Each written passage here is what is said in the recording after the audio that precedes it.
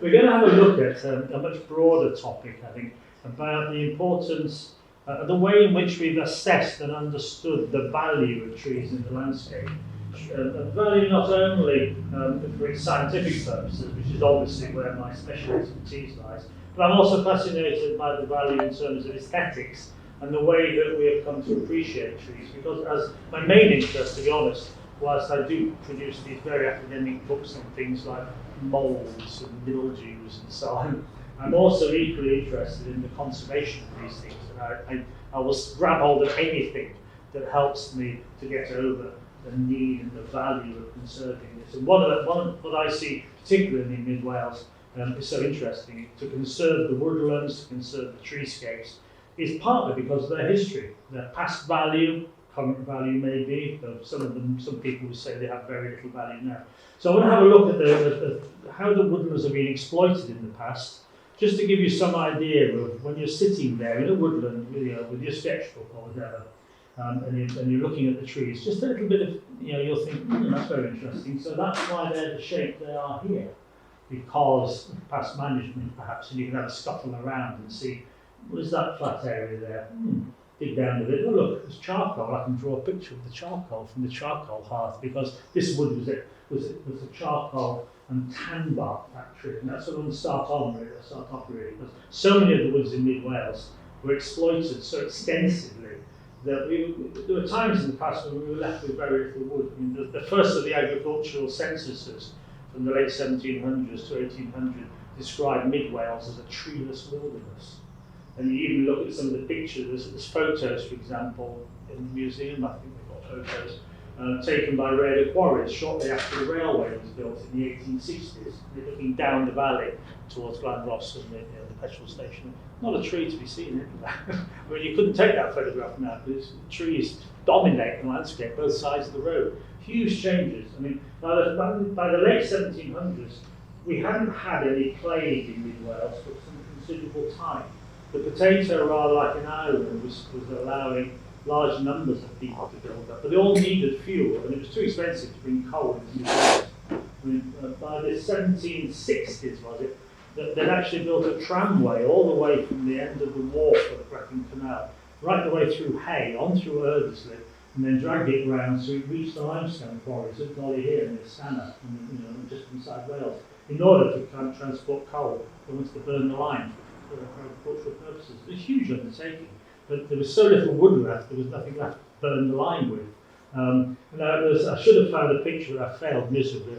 There's a wonderful piece of agricultural machinery called the Rhayader cart. It's well worth looking out for a picture of that. A good friend of mine has got, I think, probably the only restored one in Wales. They were made until the late 1940s, even into the 1950s, over in northeast Rhayader. It's a wonderfully long, thin cart with two enormous wheels at the back. It looks like it was pulled by oxen, and indeed it probably was. It looked like it's come out of central India rather than the Rhayader and Shropshire borders. It's a huge great thing. You could lock the wheels at the back. The wheels at the back also had iron rims on them, and into those iron rims were hammered great big diamond-shaped nails. And of course, the highway engineers, as they were starting to improve the roads around here, were absolutely adamant you weren't going to straight. You weren't going to chop off all my roads with your cart coming down through here. So they weren't even allowed on the roads. But they had sledges at the front. So they had two wheels, sledges at the front, attached to a horse. And they were really used in the main, I think, to sledge large quantities of fairly lightweight peat off the hills down.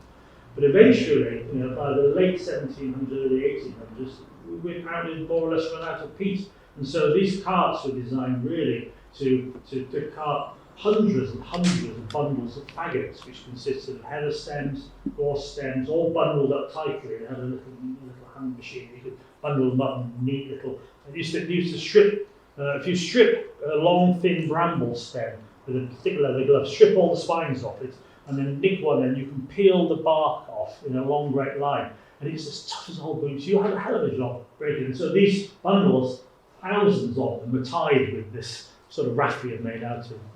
And of course, it was those sort of bramble stems which we used to manufacture these rather interesting lip work. If you go to the museum in Aberystwyth, ask to see any lip work they've got. because this is the Alibaba baskets here, which you think of as being a product of the East. In fact, they were invented by the Celts and the Romans when they came and invaded and got over into Ceredigion in particular. They were amazed to find everybody sitting comfortably on these high-backed chairs made out of these bundles of straw, all stitched together with brambles. And they made baskets and things for carrying whatever you wanted in. So this was lip work. So the brambles provided all that sort of stuff. So I mean, we were exploiting a landscape to a very fine scale. The population was growing in Ireland by the 1860s. The potato blight had come in, and over 1 million people died because they couldn't be sustained. So the woodlands then had become very important. So let's start off on some of these images here, if I can remember how to do this. So now we've got this landscape which consists of a sort of pattern of trees along the frieze, the edge of the hills, and then these discrete blocks of woodland. But there was a lot less woodland 100 years ago. And even trying to find woodlands today which are carpeted with wildflowers is actually quite tricky. You've got to really go down the Wye Valley into some of the steep dingle woodlands down around Aberedo and beyond. This is what presents us in so many of the woodlands around the Ellen Valley. And I call this a charcoal and tan bark factory. It consists of nothing but oak trees.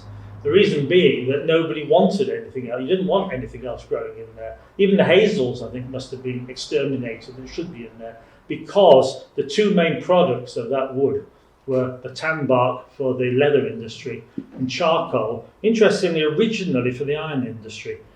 Originally, when Coalbrookdale got going in the late 1600s, they produced stuff called pig iron, which was very brittle. And to turn it into wrought iron, the iron was reheated and bashed around with hammers.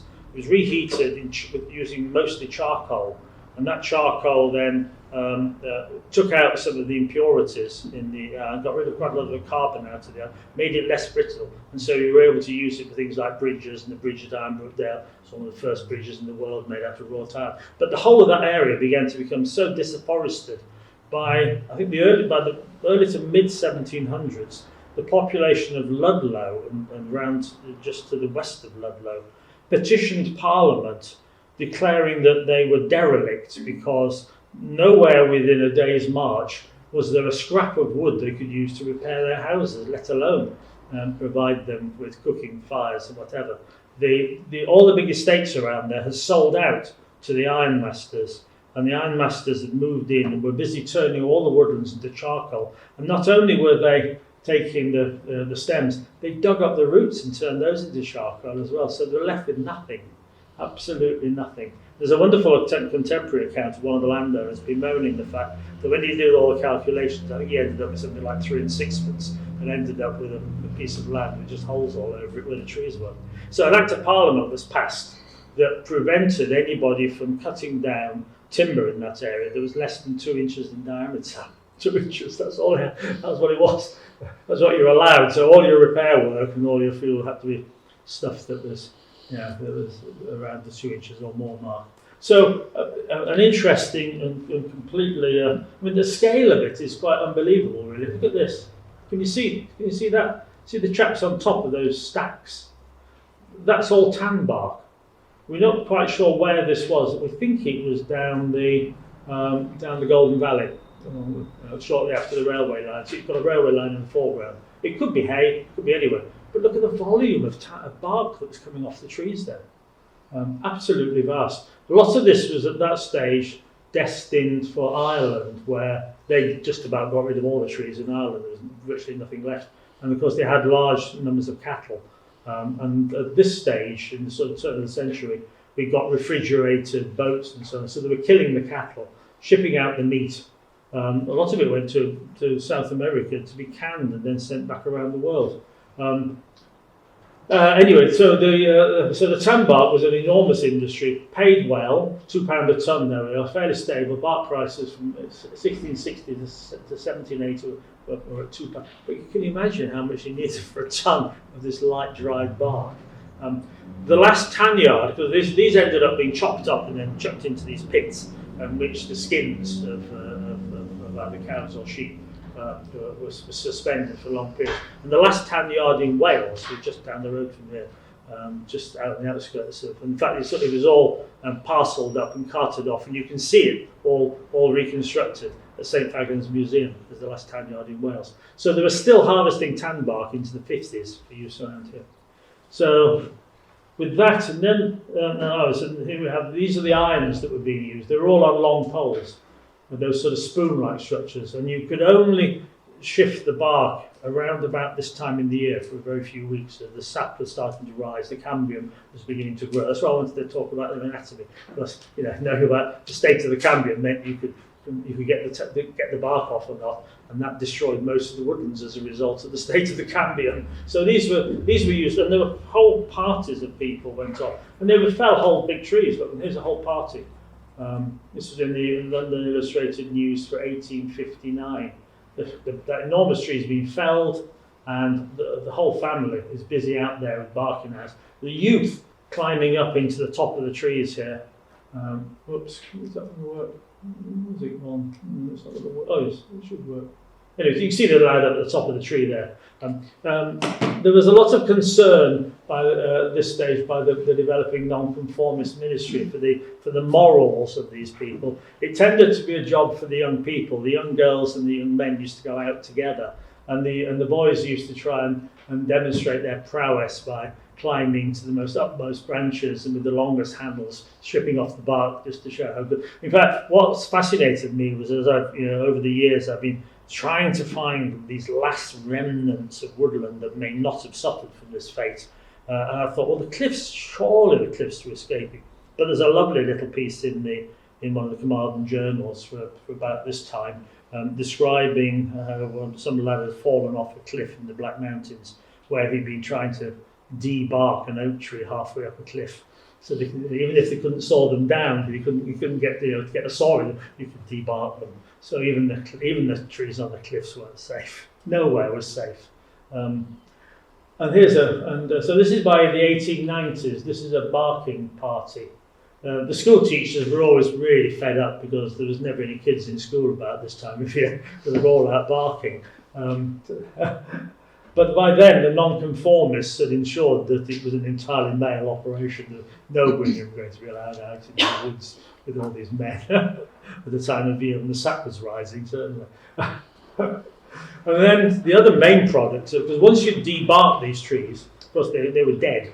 And so what did you do with all the wood? Well, there's a hell of amount of wood was left behind. Well, it was all turned into charcoal, and it was turned into charcoal in these pit. You construct a little pit, then built up that sort of construction in the middle, and then piled up all the wood around it as on the left, and then covered it all in turbs. And the charcoal makers used to have to spend 2 or 3 days and nights in the wood, making sure that it didn't get out of control, blocking bits up, increasing the airflow. If the wind changed direction, you'd have to mess around with taking turbs off to make sure it kept on burning.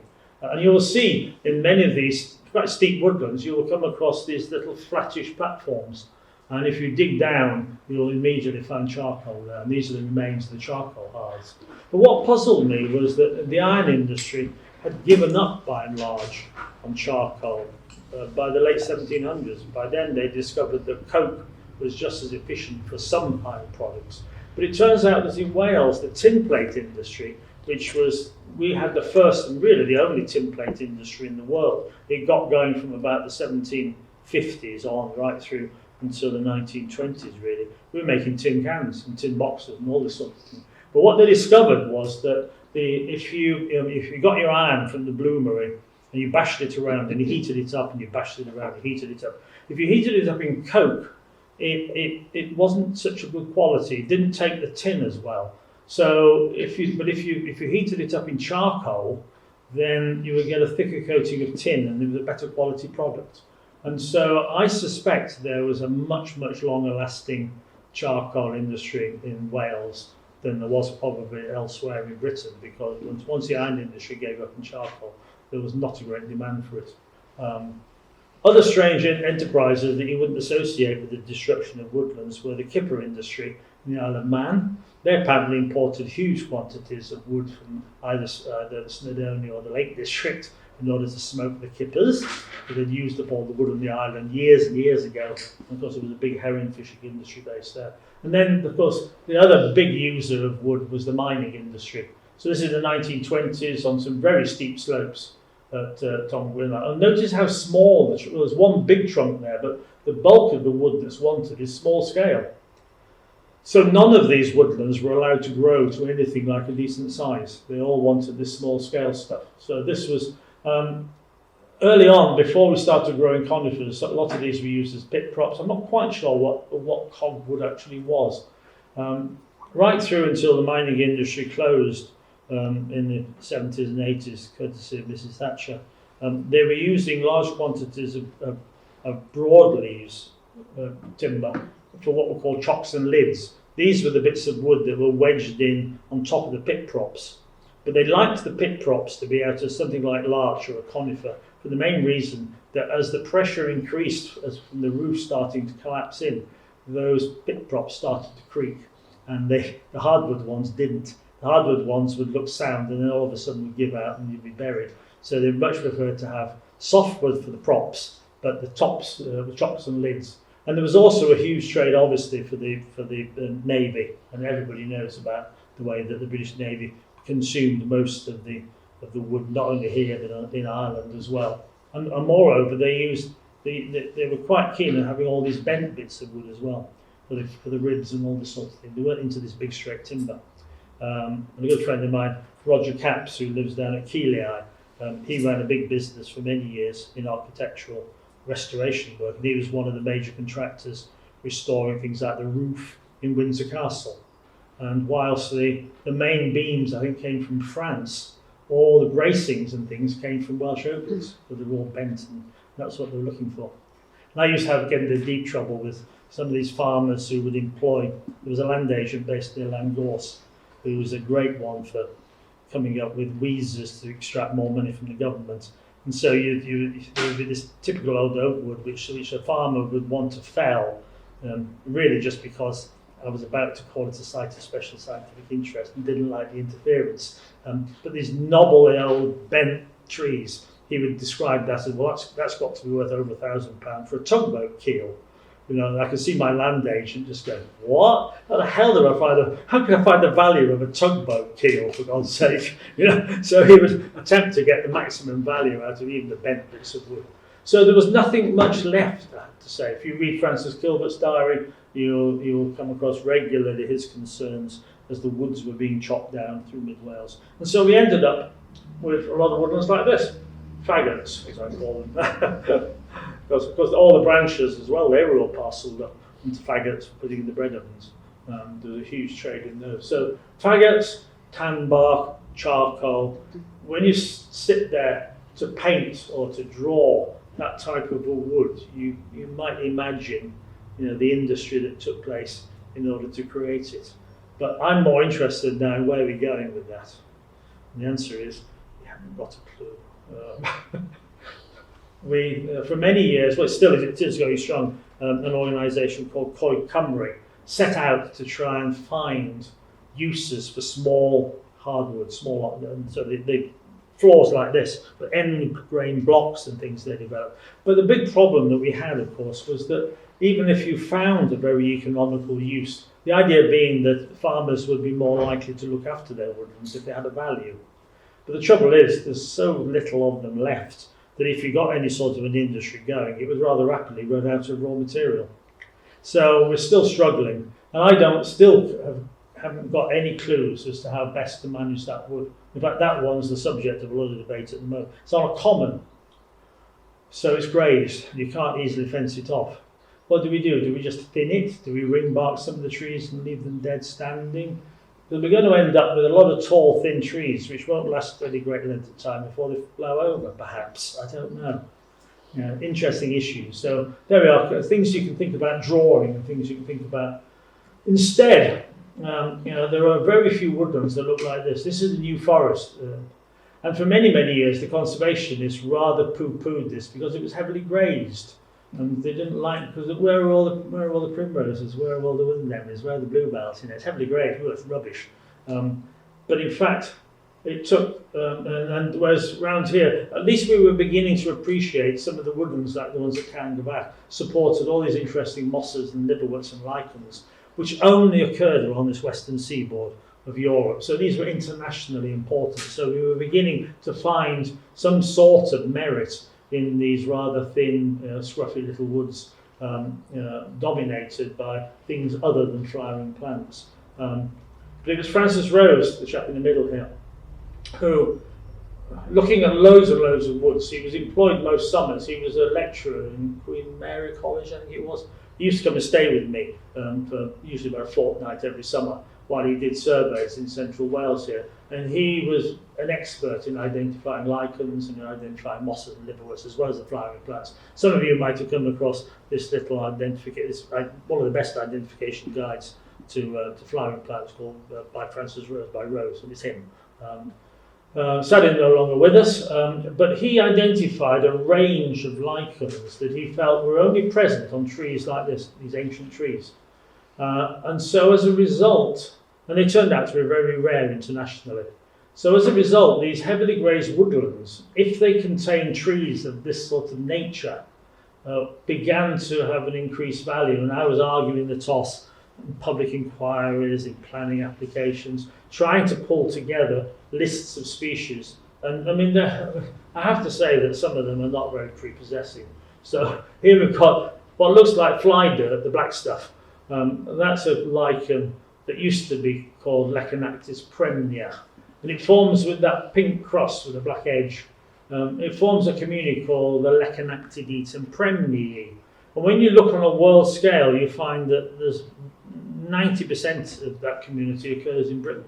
There's a little bit left on the continent. But once you go into the continent, they had 2 land wars in the last century, the First and Second World Wars, and they had very much more active foresters. So to find any ancient trees is remarkably difficult.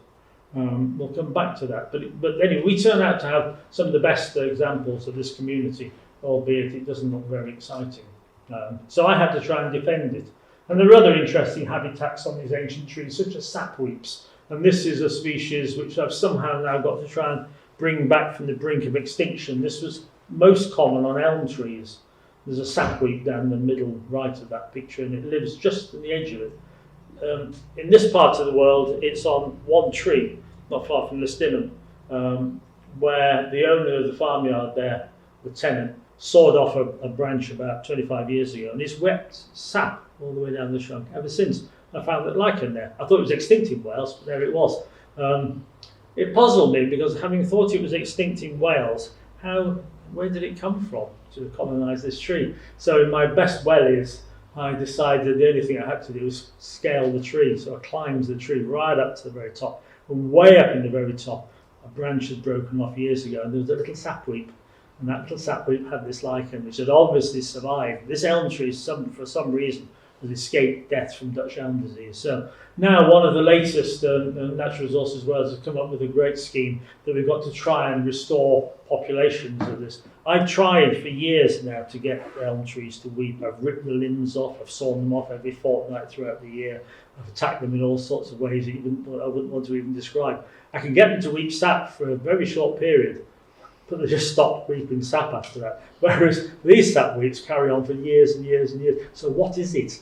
What do these sapweeps need? I think what I'm going to have to do is try and remove, because you get these slime fluxes, and I'm wondering if the bacteria and everything in that sort of horrible central gungy bit, whether they're responsible for preventing the vessels from sealing up and ensuring that the sap continues to weep out. Because it's this sapweep which makes the maple syrup.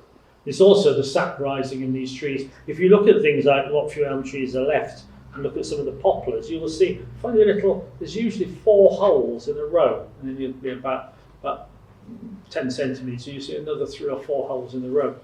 And I've been arguing with some of my botanical friends that in fact these are not natural features of the tree. They're so common that people think they're part of the tree. No, they're caused by woodpeckers. And Richard Knight in his garden has got some lovely pictures of this woodpecker on this birch tree in his front garden, making the holes. And of course in the States there are a whole range of woodpecker-like birds which are called sapsuckers. And so we have these sapsuckers, and attached to these little holes, I'm now finding that that's where a lot of the lichens and the mosses and liverworts get started on these otherwise smooth trunks. So the sapsuckers have it. So there are sapweeps, feature of these old trees. And the other thing that Francis discovered was that as they get older, the bark gets less acidic, and then it's able to support some of these amazing lichens. And I've got some in the tray over there. In fact, I can't move because I'm chained to the machine. No, don't worry, I'll change the machine. Or you could go and just pass the tray around. You can just pass it from and have a rummage in here. There's a whole range of lichens in there. I just want you to appreciate the textures. We're not worried too much about the names, but the textures and whatever, because when you're coming to represent these trees in the landscape in Mid Wales, what you actually see is not the tree, but it's all the epiphytes, the things living on the bark. And they have such complicated and wonderfully diverse structures and textures and whatever. So looking at those and appreciating, but this used to be a very, very common lichen, we believe. Before the Industrial Revolution, it occurred all over England, the Low Countries. And now, if I stand beside the one tree or one or two trees at the Elham Valley, which still have it on, I've got to gaze all the way across England, across the Low Countries, and across most of Germany until I can see the next colony, because it hated sulfur dioxide. And so the sulfur dioxide pollution wiped it out. And it's an interesting lichen because inside that green thallus there are buried little blobs of a bacterium, a photosynthetic bacterium called cyanobacterium, and that picks up nitrogen from the air. And that nitrogen tends to leach out. So you remember that the woodland up the Elham Valley with virtually nothing on the ground floor. Well, one of the main reasons I suspect why there's nothing on the ground floor is that the acid rain has exterminated all these cyanobacteria and all the lichens that support them. And so as a result, about a third of all the nitrogen is now denied that wood, and so it's nutrient starved, nutrient poor. So these are quite important. And this species, for example, recently has been found to contain an enzyme which is capable of breaking down prion proteins to cause a mad cow disease, Creutzfeldt-Jakob disease. And you think, why would a lichen have Well, these lichens live for hundreds and hundreds of years. And of course, in that time, they're bound to make a few badly folded proteins. So if they evolved an enzyme to mop them up, clean them up, and all prions are just badly folded proteins. So yeah, we found that there's these things present in 2 or 3 different sorts. And as well as on the bark, where there's a lot of dead wood, you get a whole different community of lichens. And this is an interesting species that turns up occasionally in Mid Wales on the hard lignum of old oak trees. But its home is really the pine forests of Scotland, where it lives on the bones of the dead pine trees, still standing dead in the pine forests of eastern Scotland. And so we slowly, over the last 50 years, we've worked out the way in which all these different communities of lichens relate to one another. And there's the tree ages, you see dry bark, light, age, air pollution, all drive these changes in the community structure. So it's always worth having a close look at what occurs on the tree before you sit down to draw it or paint it and understand the diversity that's there. And this is a list of these special lichens which only seem to live on these ancient trees. And I eventually put it to some use. This is the Great Woodland Gorgonol. It was managed by the University of Wales when we had a University of Wales. They brought in the professors of botany, biology and forestry from the constituent colleges from Swansea, from Cardiff and Bangor. And they all declared this wood to be of no interest, and in fact it was a shambles. And all those old trees had to come down, and they wanted to plant new trees. And about that time, I'd organised a meeting for the British Lichen Society based at Rhayader, and the Sunday was a free day. I had no idea that this was even there. And so they all had a free day, and so a lot of them ended up in here. And they found that this is one of the best sites in Britain for ancient tree lichens, just at the time when they marked for felling. So I then embarked upon a big campaign to try and get them to change their mind, the upshot of which is I'm still, I think to this day, banned from all University of Wales property, even though I've got honorary lectureships in both Cardiff and Aberystwyth universities. But they didn't like the idea of me interfering. But anyway, I've got students understood, profs didn't, students understood.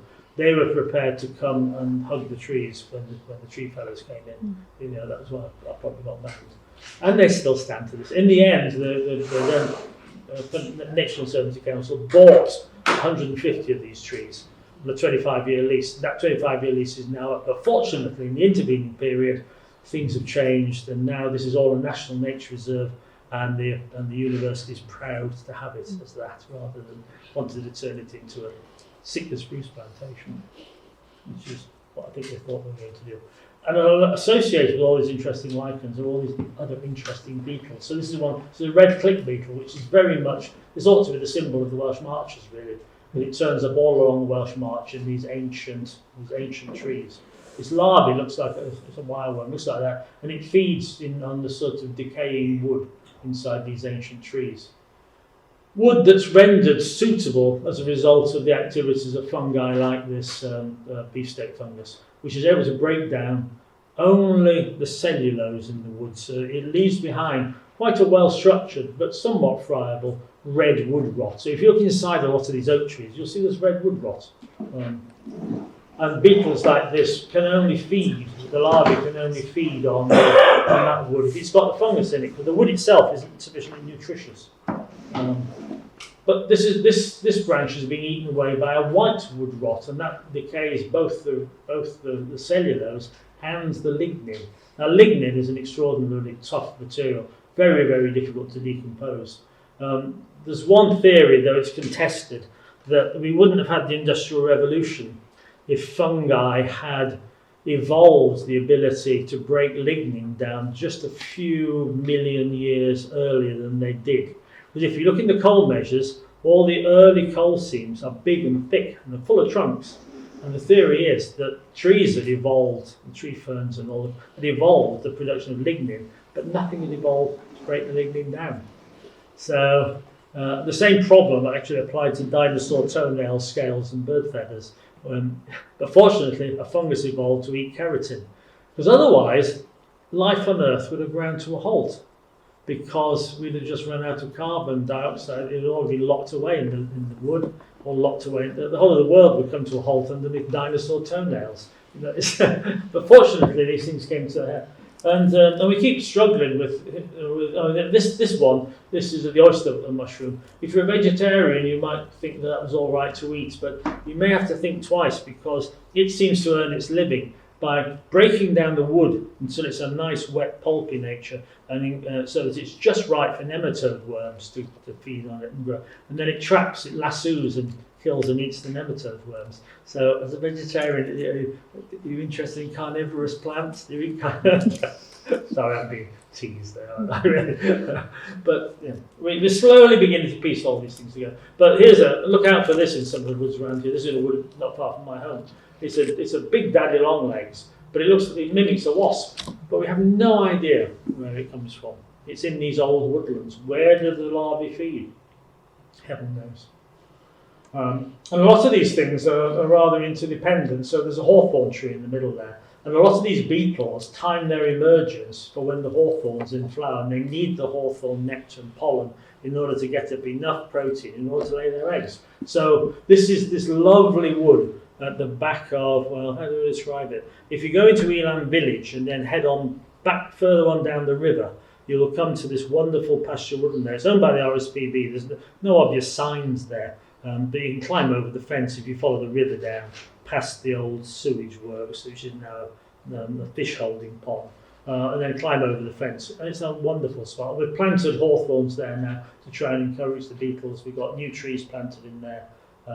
Because if we don't, then all these rather interesting ancient woodland species like the hoverflies won't be there.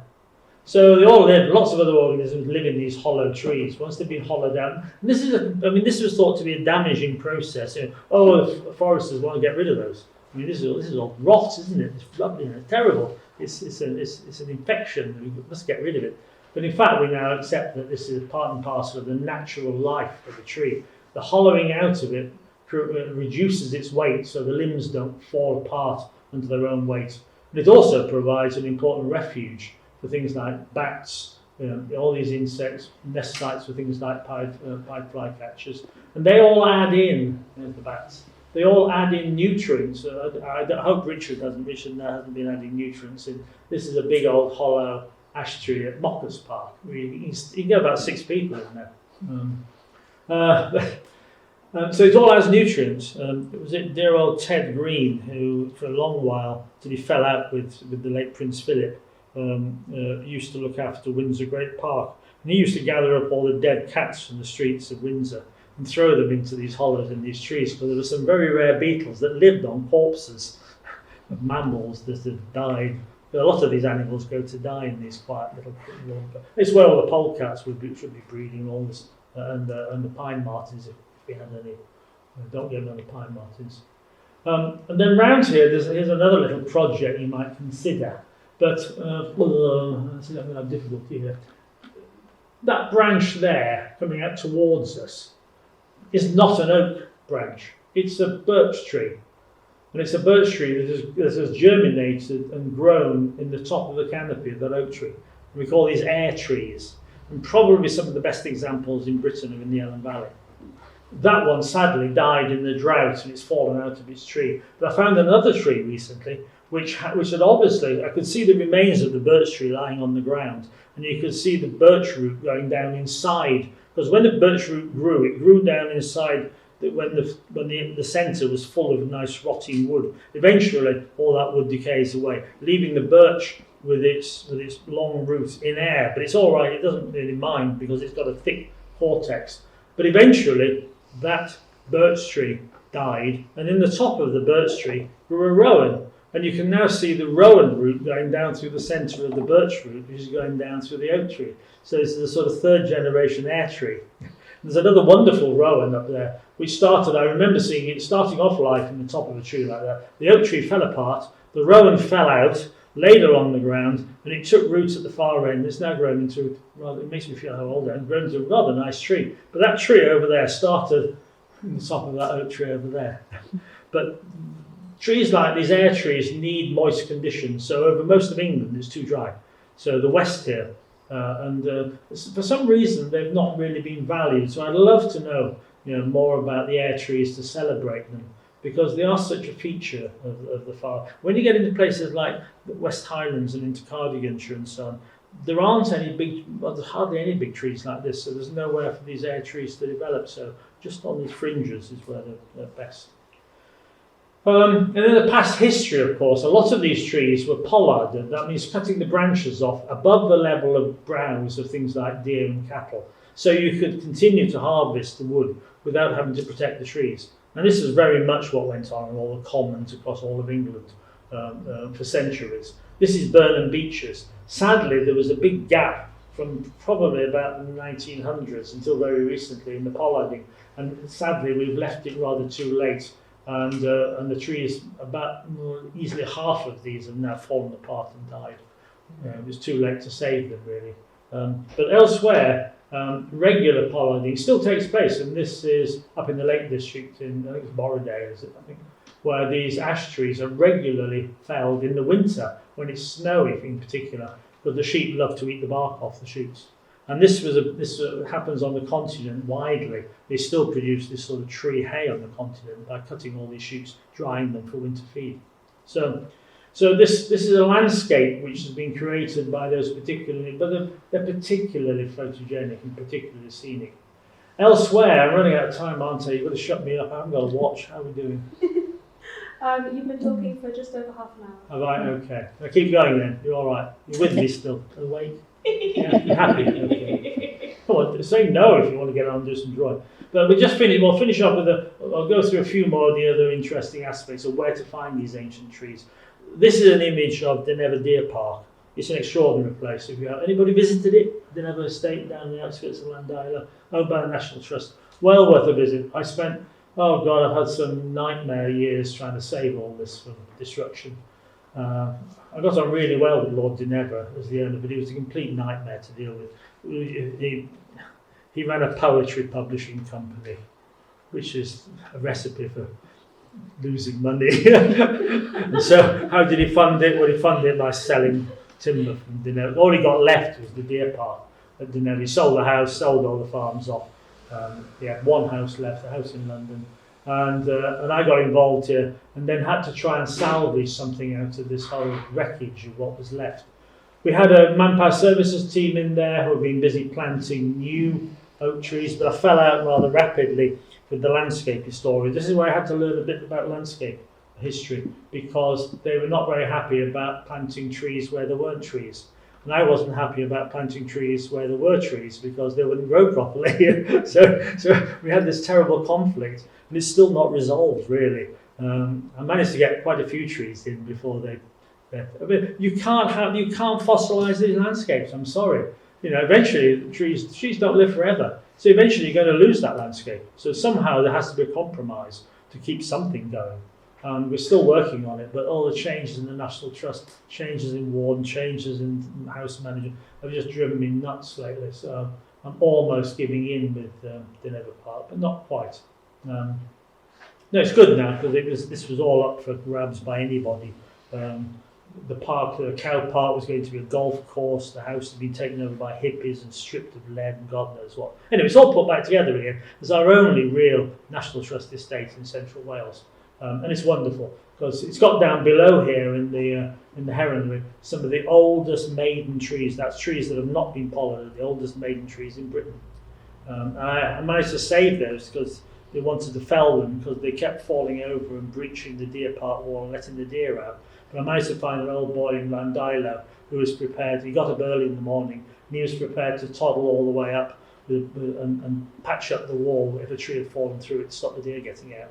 So we didn't have to fell these trees. And I just had that feeling that these are rather special trees. And it's really lately that dendrochronology, that's counting the growth rings, and then we're looking at the age of them, has shown that they're so early. So these deer parks are seriously important. And this is Mocha's deer park in winter. It could be medieval, but it's taken a few years ago. And it's got fallow deer in there, and there's one of the fallow bucks standing under a tree. It was as a result of these deer parks that these ancient trees were kept going for so long. They carried on into medieval times because they still had a function in providing the knobs with fresh meat through the winter. The trouble came when, by the middle 1700s, agriculture had moved on, hay was easier to produce, deer meat wasn't so important, so the deer parks tended to fall into disrepair. And then they either got swept away and agriculture improved, or they got incorporated into some of the big landscaping schemes of people like Humphrey Repton and Capability Brown. I'm afraid some of us call them the land scrapers rather than the land shapers. They scraped everything. They didn't like these old trees. They got rid of them as well. They had to be laid out in this very formal style. Capability Brown had developed a machine that could shift almost mature trees, so you could move the trees around, but you couldn't move these wet things.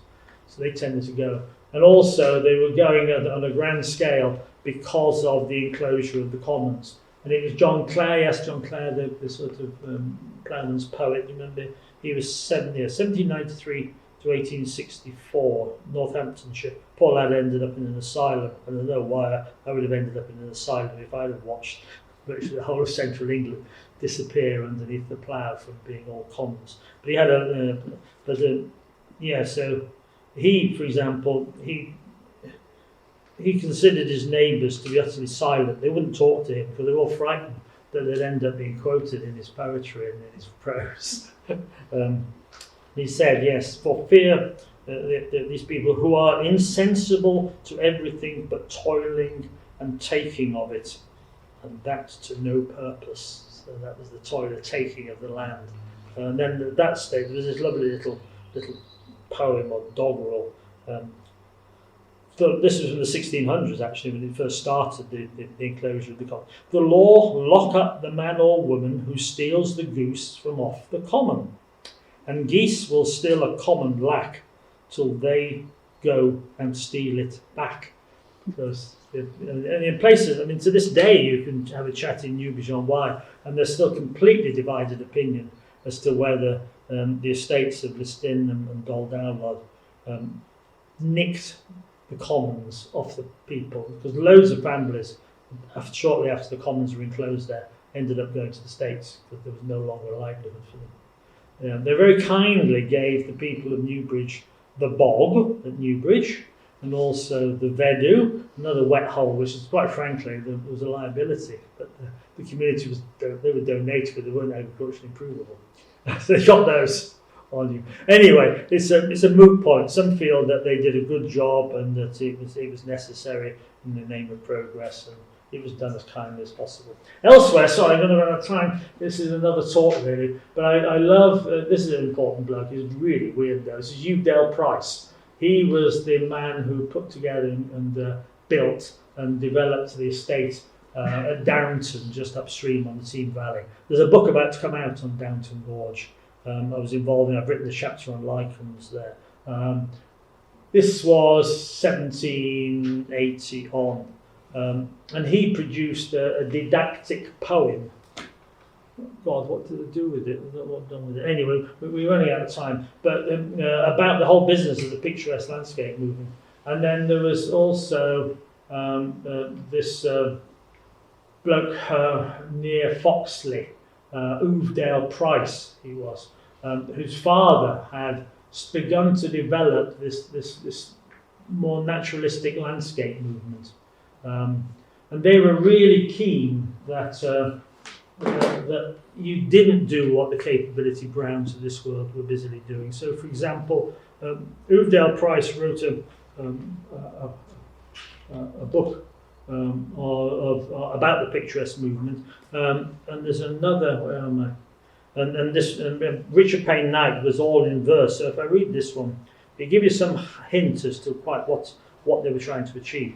Your favourite plants and native haunts protect in wild obscurity and rude neglect, or teach proud men his labour to employ, to form and decorate and not destroy.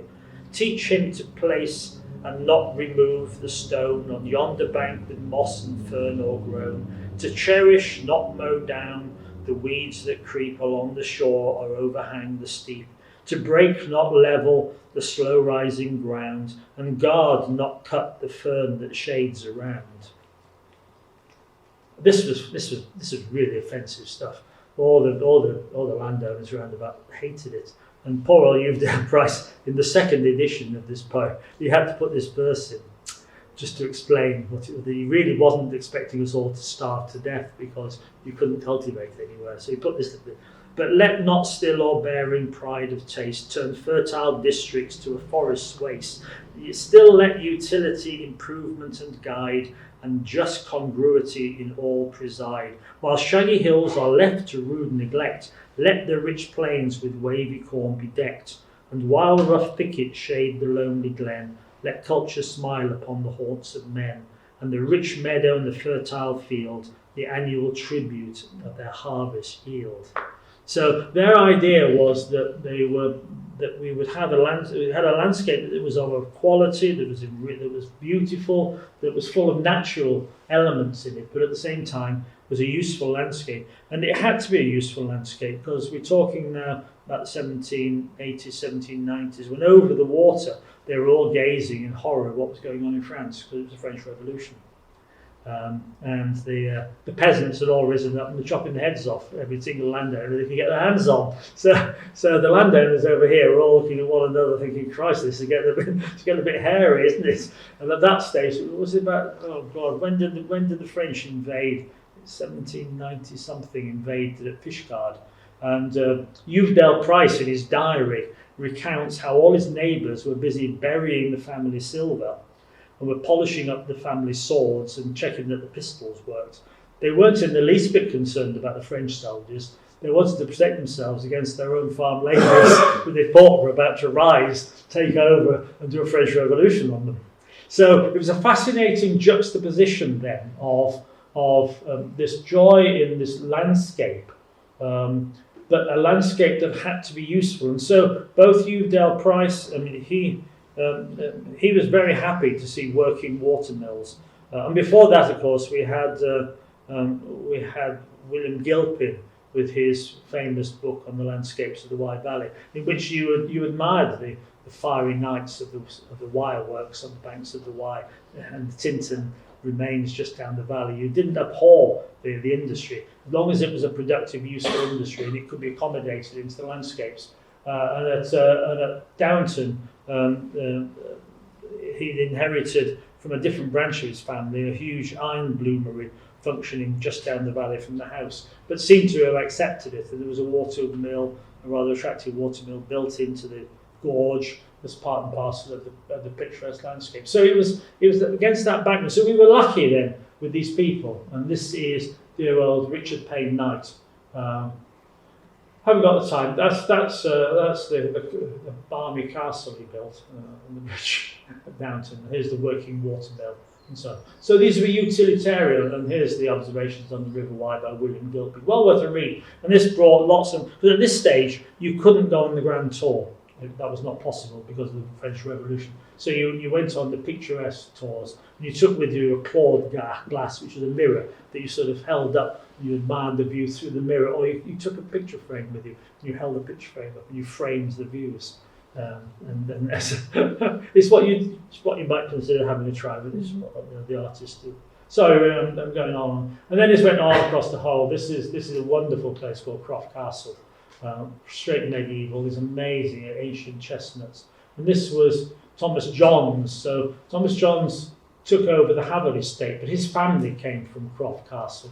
And he tried to do all sorts of wonderful improvements. I'm afraid he got completely fed up with the local Cardiffs because they just couldn't cope with all his improvement works. They all thought it was a complete waste of time. He planted thousands and thousands of trees.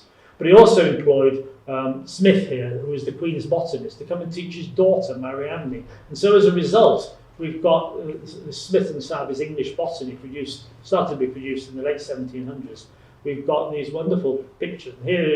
This is lichen globulifera. It's found on the trunks of trees in old mountainous woods in England, Scotland and Wales, very abundantly in Colonel Johns's woods at Havod.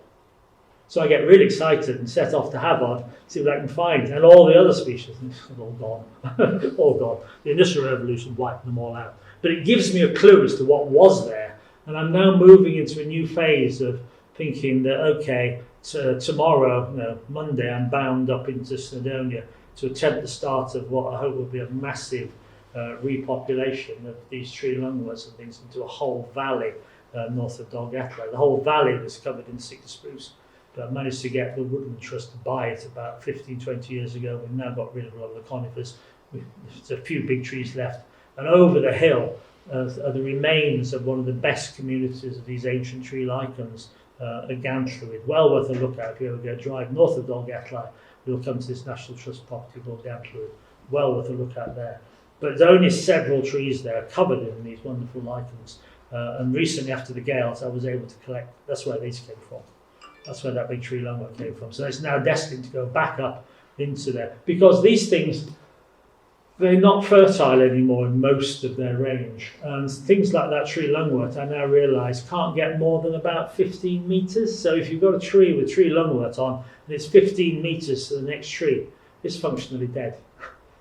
I'm almost now, I've got real battles on my hands over the whole business of threat statuses and what you count as a mature reproductive individual. Apparently there are some idiots who think that, I've always maintained that if I've got a big colony of that on a tree, if the middle falls out, do I end up with all the little bits around there? Do I end up with 20 then? Or 25 or 30? It's from 1, I've got 30 then. It's become less common because most of it's fallen off. And if the tree blows down, the lot goes. So, it's all very difficult. That's it. That's that one we've got here. Mm-hmm. The funny little cauliflowers in the middle are a cyanobacterium. And the little dishes are the way where the fungus produces its spores. But those little fungus spores then have to find the right alga. And we thought until recently that wasn't much of a problem, because a lot of these algae seem to be free living. But now when we look in detail at their genetics, the free living ones turn out to be rather different to the ones in the lichens. So we've now got a whole series of new issues as to how they reconstitute themselves. But it turns out they're not just one fungus. This has got 2 algae, 1 fungus, but it turns out that there's at least 2 yeasts and probably about 50 different bacteria working in there. And if you try, so reconstructing them is jolly difficult. Anyway, and there's these lovely things, like this is one of my favourites. This is Bergessia, Electroidium Bergessia, common about Devil's Bridge, it says, in the 1790s. Well, I managed to find, much to my staggering amazement, one boulder by Pennegarrick Dam with it on. That was about 20 years ago, and I watched it slowly decline until this year there's practically nothing left. So the next nearest locality is under Snowdon, north of Bethgelert, just a wood there. And then you've got to go to places like Argyllshire or the West Coast. But these are wonderful. So all these were part and parcel of our landscape, of the treescapes. And we are still destroying. This is the new road south of Newbridge on Wye, pushed straight through what was a wonderful. I'll just press N. I'm sorry, folks. What do I do now? How do I get back? Oh, here we are. Right, pushed right through what was a wonderful pasture woodland. Oh dear, it's the end of slideshow. Come on, there must be more there somewhere. No, I don't know what's happened. Probably got the wrong slideshow in here anyway. So, Battle had a public inquiry over this. I lost out, I'm afraid.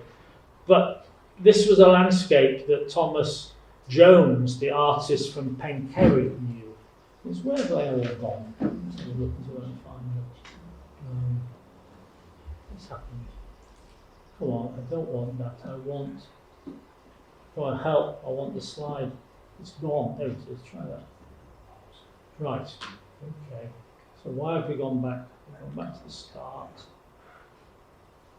Right. So yes, here we are. Right. Here we are. That's what I want. So this is Thomas Jones of Penkerry. He earned his living out in Italy painting before the revolution. Unfortunately for him, his brother died rather prematurely. He discovered that he'd come to inherit the estate at Penkerry, and he provided us with some of the first interesting drawings of ancient trees. These are at Havard, so you obviously knew Thomas Johns. And here's one of his early paintings of an oak tree at Penkerry. And I can even see the tree lungwort at the bottom. But nobody else virtually at this stage was out there with an easel painting en plein air, as it's called. This is miles before Constable.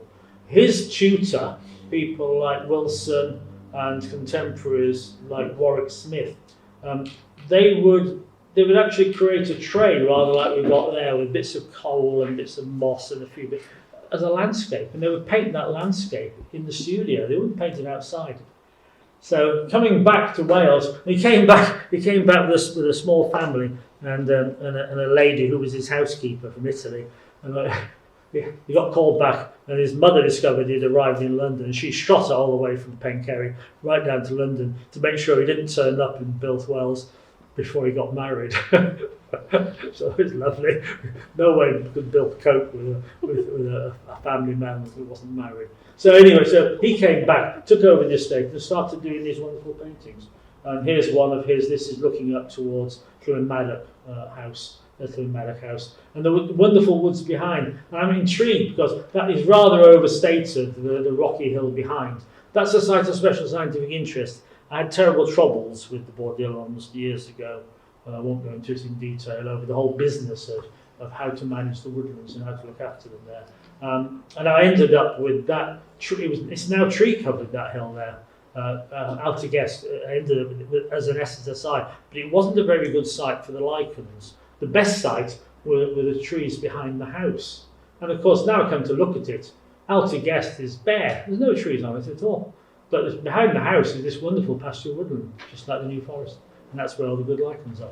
So there we are, we wrestle on with these things. Wales has these extraordinary parklands, these pasture woodlands. That's where they all are. Probably a bigger resource of ancient trees than anywhere else in the whole of Europe. So that's what's so special about them. And that's why I think if you can brace yourselves or think about a subject area, the ancient trees is one that you might consider. So there's the Liberian, these wonderful, wonderful ancient trees, full of wildlife, full of history. And there's some examples over there on the table of some of the images that the late Liz Fleming Williams took. She loved ancient trees.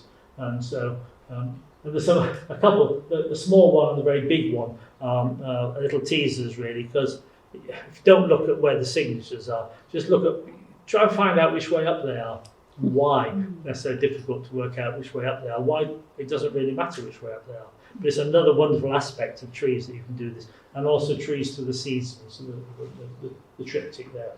So there we are. Is that enough? Oh, more than. Thank you so much, Ray. I could listen to you talk forever.